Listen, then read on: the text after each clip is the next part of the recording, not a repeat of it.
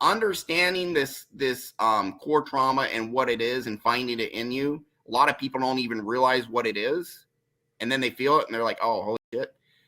Some people right away, they're in pain and they know what it is. That is key to healing, is to cut all this bullshit and get right to the core root issue. That's what I do. So how does this mess people up? Well, if you feel, for example, one of the number one core trauma most people struggle with is I'm not good enough. We have 3 types of toxic shame. That is number one. I'm not good enough. 90% of people have it at least a little. And 50% of people have it at least moderately severe. I'm not good enough. I mean, there's nuance to it. For one person, it may be, I'm always falling short. I'm never quite good enough. Another person, it may be, I'm supposed to be this thing over here. This is what I'm supposed to be. But I know deep down I'm this other thing. I'm not who I'm supposed to be. I am at my core is not acceptable. It could be, I feel like a loser all the time. I feel worthless. Or it could be, when I fail, I feel worthless. When I'm rejected, only then. So how does that mess people? What do we see on the surface that messes people up? Well, guys come to me and they're like, I can't approach women. I'm terrified. Okay, well, there's several principles I go by, but this is one of the most important ones you need to understand. Our brain has evolved to motivate us towards pleasure, and above all, to motivate us to avoid pain, including emotional pain. And toxic shame is the most painful emotion we have, by far. So I won't say by far, but it's definitely the most painful emotion. Extremely painful, because people, when you felt it, man. I mean, we do so much to cover it, right? And when it's uncovered, if you have a lot of it, it sucks. Yeah. I will tell you guys publicly here that, due to the craziest part was I didn't even think something was wrong with me. And I just thought, in my core, it didn't feel good enough, right? I felt like I just need to fuck more girls. And then when I fucked a bunch of girls, well, these girls are not hot enough and not young enough. So I need to fuck hotter girls, younger, more frequently. They need to be more obedient, right? And you're just constantly trying to take these external things. I'll feel good enough when this stuff happens. Yeah, I'll be happy when. No. And then you became a millionaire and you still felt not good enough. But then we went inside and we got to that core and cleared it out. What happened, man?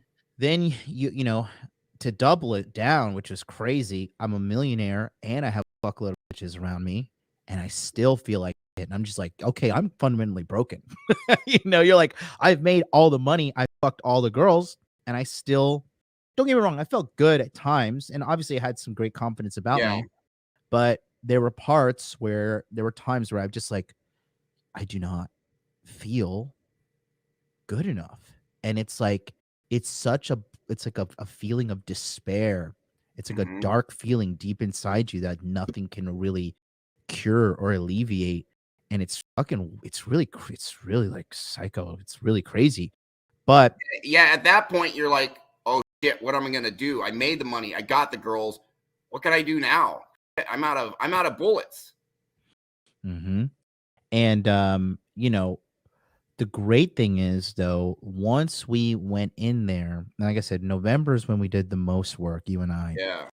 And I didn't even realize this. So I had like this kind of sexual hunger that I thought was natural, right? And I just always had this desire to go out there, hunt, and fuck new girls, right? But after we got this subconscious toxic shame trauma out of me, I really chilled out and I no longer felt that like hunger. And I was like weirded out by it. I was like, maybe I'm just feeling off. So I went out. In November, I had sex with like a bunch of girls. You didn't need And their validation anymore because you already felt good enough. yeah, it was weird because the girls were like really good looking girls too. You sent me some pics. I'm like, God damn it, send her my way. That's okay. I've gotten some good ones too, but you get better still, you know. It's okay. Things happen. Oh, It's don't worry, you know, it's all good. I'm not suffering, trust me. You've seen some pics of some girls I've been with, but no, you get some beautiful girls too.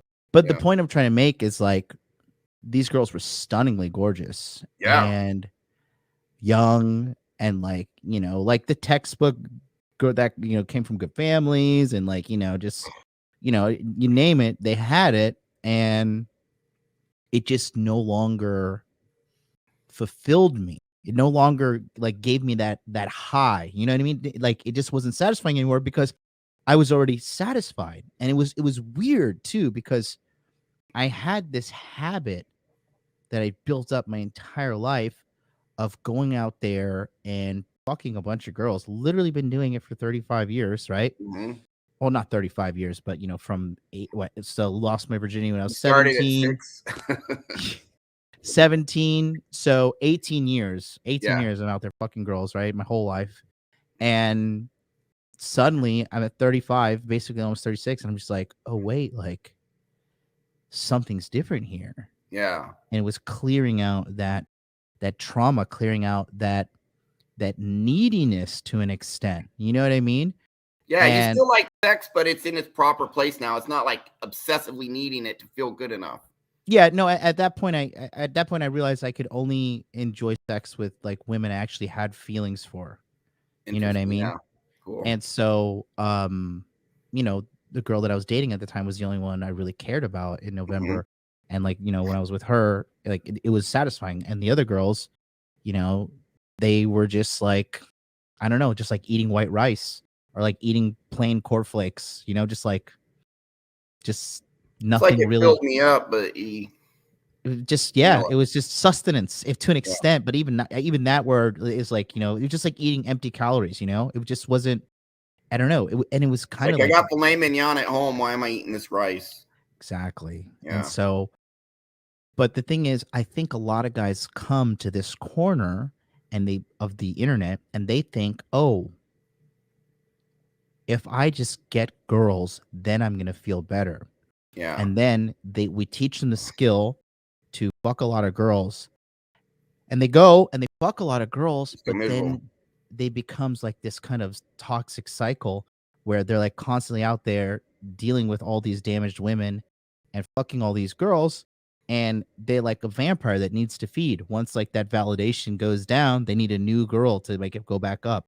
You know what I mean? That hunger builds And back up. eventually it stops working and they have a Yeah, routine. yeah, or Roosh V or Tom Torero or a fucking mystery or whatever the case may be.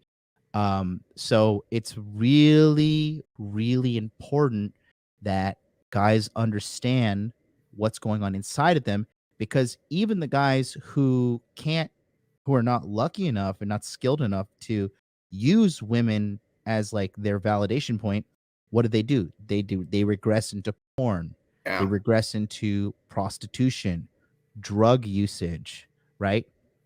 MGTOW, black pill, toxic content. You know, some of these guys evolve into like these toxic content creators, and then they create this echo chamber of toxicity. And it just like it's funny whenever I see like the black pill guys, like oh, we got a new black pill hero. I'm like, it's only a matter of time before that fucking group cannibalizes, because they're all toxic, fucked up people, and Well, they can never get their shit together. and see, there's resentment, anger, and outrage. The red pill rage is in that whole MGTOW black pill movement.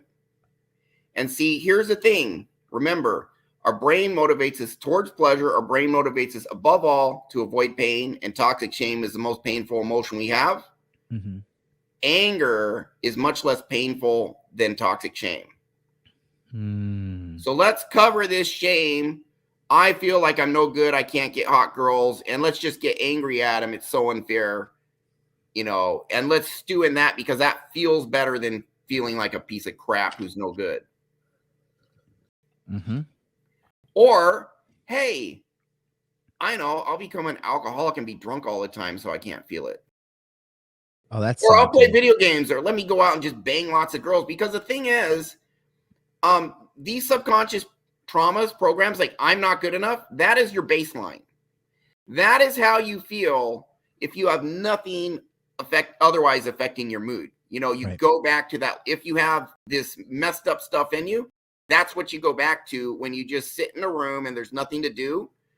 You're going to start gravitating back. And that's your baseline. So if that's your baseline and it's terrible and your brain is designed to get you to avoid pain, your brain's going to have you do all this stuff to not feel that. So let's become an alcoholic. Let's view a ton of porn. Let's bang a lot of hot girls.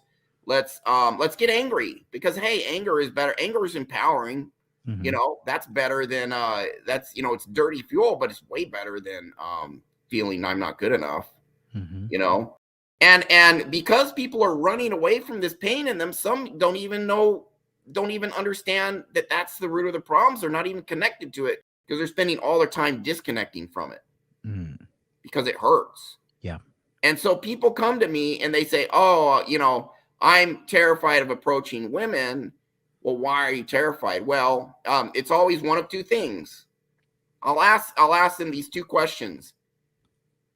When's the last time you approached a girl and she said, yeah, she had a boyfriend or she just gave you the cold shoulder? You could tell she was rejecting you. How did it feel? Oh, and I'll get one of two answers. This is people with approach anxiety I'm talking about. They'll either say, I felt terrible that she rejected me. I felt like a loser. I was embarrassed. I felt like a reject because she rejected me. Or they'll say, you know what? It hurt a little, but I actually felt good because I was brave enough to approach her. Yeah. So you may ask yourself, well, where's the pain there? Why does he have approach anxiety? If anxiety is our brain seeing we're in a situation that could lead to pain, and our brain, it's just fight or flight. This is the flight. Fight is anger, punch someone in the face. Flight is anxiety or fear, get the hell out of there. Yep. Yep. And so it's so true. When your brain, I've dated girls that are fight and I've dated girls that are flight, and both are driven. Both are driven by anxiety. But yeah, you're so true. Like the anxiety is just the anxiety just looks to confirm itself, even though it's not avoiding there. pain. Yeah. Because they feel like they are traumatized by past situations and they think like, oh, this situation could potentially lead towards pain. So A, let me get anger, blow the situation up, or B, let me fucking freak out and run away. But yeah, you're totally spot on. At the heart of it is toxic shame.